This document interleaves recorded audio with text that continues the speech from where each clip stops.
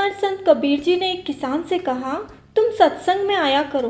किसान बोला, हाँ महाराज, मेरे लड़के की सगाई हो गई है, शादी हो जाए फिर आऊँगा।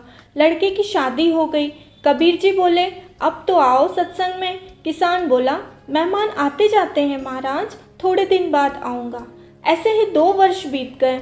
कबीर जी ने कहा, अब तो सत्संग में आ जाओ। किसान बोला, महाराज, मेरी बहू है ना, वह माँ बनने वाली है, मेरा बेटा बाप बनने वाला है, मैं दादा बनने वाला हूँ, घर में पोता हो जाए फिर सत्संग में आऊँगा। पोता हुआ। कबीर जी ने फिर उसे सत्संग में आने के लिए कहा। इस बार किसान ने कहा, अरे महाराज, आप मेरे पीछे क्यों पड़े हैं, दूसरे नहीं मिलते क्या आपको? कबीर जी ने हाथ जोड़ लिए। कुछ वर्ष पश्चात कबीर जी का फिर उसे किसान के घर की तरफ जाना हुआ। देखा कि दुकानें भी थे, खेत भी थे, मगर खेत वाला दिखाई नहीं दिया। लोगों ने बताया कि वह तो मर गया और मरते मरते सोच रहा था कि मेरी दुकानों का क्या होगा, मेरे खेत का क्या होगा। कबीर जी ने ध्यान लगा के देखा कि किसान तो बैल बनकर अरहट में बंधा है। पहले उसे हल में जोता जाता था, फिर बैलगाड़ी में जोता। अब बूढ़ा हो गया है, बूढ़ा बैल किसी काम का नहीं, तो तेली के पास बेच दिया गया। तेली ने भी उससे खूब काम लिया। फिर कसाई के पास बेच दिया।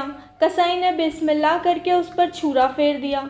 चमड़ा उतार कर नगाड़े वाले को बेच दिया। मांस के टुकड़े टुकड़े कर कर उसे भी बेच दिया। कबीर जी ने कहा, सत्संग में तो आया नहीं और मरकर बैल बन गया। बैल बने हल में जुते, ले गाड़ी में दीन, तेली के कोल्हू रहे, पुनी घर कसाई लीन। मांस कटा, बोटी बिकी, चमड़न मड़ी नगार, कुछ कुकर्म बाकी रहे, तिस पर पड़ती मार। कुछ कुकर्म अभी बाकी है तो नगाड़े पर सजे उसके चमड़े पर डंडे पड़ रहे हैं। सत्संग में तो आया नहीं, पूरा जीवन संसार में मन को लगाया।